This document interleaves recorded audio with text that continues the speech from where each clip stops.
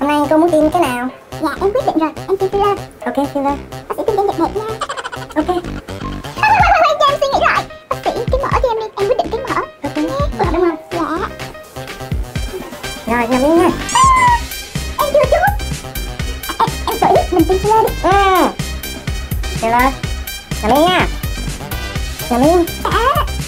Mình tiêm mỡ được không bác sĩ? Bây giờ tôi muốn tiêm mỡ là tiêm filler. Em không biết. Chọn gì đây ta? Bạn đang cân nhắc giữa filler và mỡ tự thân để làm đầy khuôn mặt, làm trẻ trung khuôn mặt, và bạn không biết chọn giải pháp nào. Hôm nay tôi sẽ trình bày cho các bạn những ưu điểm và những hạn chế của hai phương pháp này, và chỉ ra cho bạn biết bạn là ai, tình trạng của bạn như thế nào và phương pháp nào thực sự phù hợp với bạn nhé.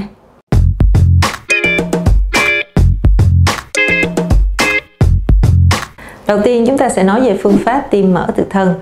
Thì mỡ tự thân là một phương pháp mà chúng ta sẽ lấy mỡ từ chính cơ thể của các bạn, từ vùng bụng hoặc là vùng đùi, sau đó đem trích lọc ra những cái phần tế bào mỡ nguyên vẹn, nguyên thủy và tinh khiết, không bị lẫn tạp bởi dầu hay huyết tương hay là những tế bào mỡ vỡ.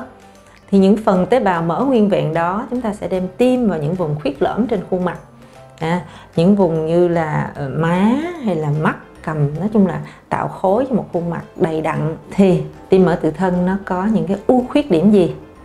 Đầu tiên, về ưu điểm của tiêm mỡ tự thân thì nó có rất là nhiều cái điểm nổi bật. Thứ nhất, mỡ là tế bào của chính cơ thể các bạn, nó là một phần của chính các bạn, do đó các bạn không có e ngại cái chuyện là nó là một tế bào ngoại lai hay chất lạ, chất độc gì cả ha. Và mình lấy từ những cái vùng dư thừa của mình như là bụng đùi, sau đó mình tiêm lên mặt, thì một phần cái phần bụng đùi của mình nó cũng được nhỏ đi, cũng tốt hơn. Cái thứ hai nữa đó là trong cái tế bào mỡ nó có chứa một cái lượng tế bào gốc rất là lớn, nên khi mình tiêm phủ hết các bề mặt da của mình thì cái lượng tế bào gốc đó nó có tác dụng là nuôi dưỡng cái da của mình, nó cung cấp một cái độ ẩm, một cái độ dày cho da và một cái lượng dinh dưỡng có thể giúp cho cái da mình nó hồi phục, nó dày dặn trở lại và nó trẻ hóa rất là nhiều. Đặc biệt thích hợp cho những cái làn da mà nó bị cái tình trạng nhạy cảm quá mức, hoặc là những cái trường hợp mà da bị nhiễm corticoid, tức là da bị mỏng dần đi, thì cái phương pháp tiêm mỡ tự thân và cung cấp cái lượng tế bào này vô và làm dày cái da trở lại như thế này thì rất là hiệu quả ha. Cái thứ ba, khi mà cái phương pháp tiêm mỡ tự thân là người ta dùng một cái cannula đầu tù, người ta phủ cái mỡ khắp bề mặt da. Cái động tác tiêm đó, cái kỹ thuật tiêm đó nó tác động lên đều hết các bề mặt da và nó kích hoạt cái cơ chế là lành vết thương. Và khi có cái cơ chế lành vết thương đó thì cái da mình nó sẽ được kích hoạt, nó săn chắc trở lại, nó lành trở lại và các sợi collagen nó sẽ co rút. Do đó sau khi mà mình tiêm mỡ tự thân thì cái việc cái da nó co rút, nó săn chắc hơn trong vòng 1 đến 3 tháng nó rất là hữu hiệu.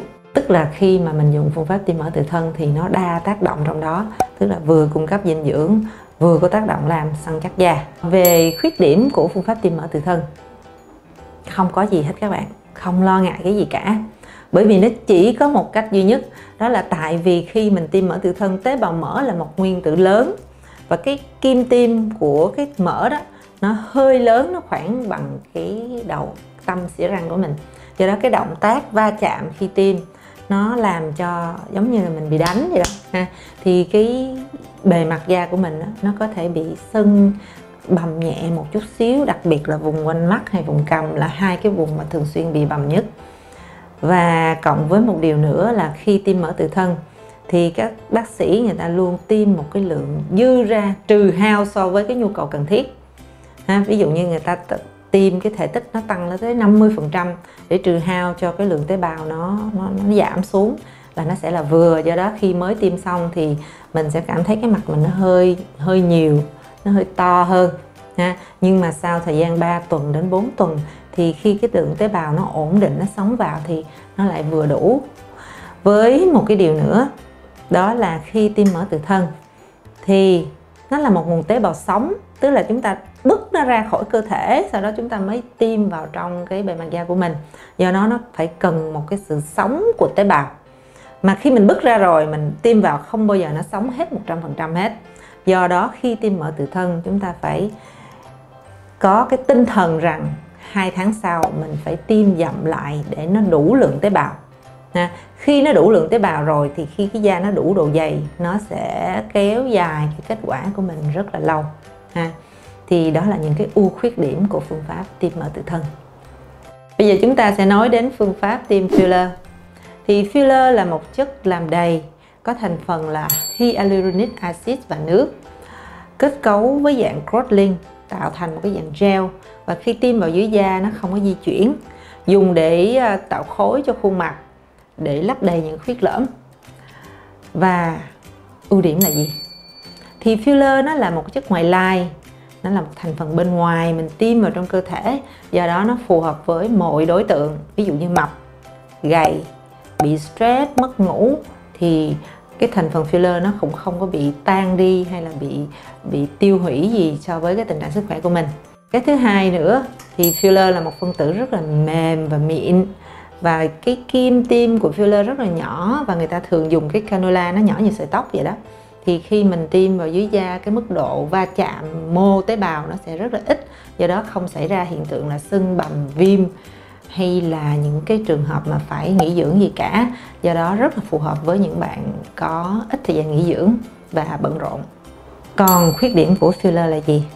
Chỉ có một khuyết điểm duy nhất, đó là chúng ta sẽ rất là tốn tiền. Nếu như chúng ta có khuôn mặt có quá nhiều khuyết lõm và cần một cái lượng filler lớn, tại vì có những cái khuôn mặt mà gầy guộc quá hoặc là chảy xệ nhiều, lão hóa nhiều đó, thì có khi lượng filler tiêm lên đến là 10 đến 12 cc thì nó sẽ tốn kém chi phí rất là cao. Cái thứ hai nữa thì filler nó có cái thời gian hạn định của nó. Ví dụ như cái filler tiêm cho vùng môi là một cái loại nó rất là mềm, thì cái thời gian nó chỉ tồn tại được 12 tháng thôi. Còn có những filler mà tạo khối thì nó sẽ kéo dài thời gian đến 24 tháng. Do đó khi chúng ta sử dụng phương pháp tiêm filler thì chúng ta phải chuẩn bị tâm lý rằng thứ nhất là phần chi phí, thứ hai là cái bắt buộc cái thời gian đó là filler phải tan đi, không có tồn tại vĩnh viễn được.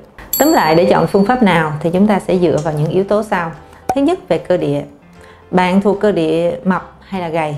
Nếu như bạn quá gầy thì đừng nên chọn phương pháp tiêm mỡ tự thân. Thứ hai là thời gian bạn dành cho quá trình hồi phục sau thẩm mỹ. Nếu như bạn quá bận rộn và bạn muốn một khuôn mặt bình thường đẹp ngay lập tức, không có sưng bầm gì cả, thì hãy chọn phương pháp tiêm filler. Còn nếu như bạn có thời gian thảnh thơi, nghỉ dưỡng, có thể chịu đựng được vết bầm trong vòng 1 đến 3 tuần thì bạn có thể chọn phương pháp tiêm mỡ tự thân. Thứ ba, về mặt kinh phí, thì này rất là quan trọng. Nếu như mà khuôn mặt bạn quá gầy và cần một cái lượng thể tích nhiều để làm đầy, thì phương pháp tiêm mỡ tự thân sẽ tiết kiệm kinh phí cho bạn nhiều hơn rất nhiều so với phương pháp tiêm filler.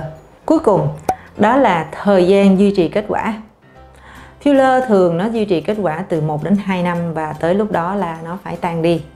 Còn nếu như mỡ tự thân thì nó có thể tồn tại bền vững với cơ thể của bạn tùy theo tốc độ lão hóa.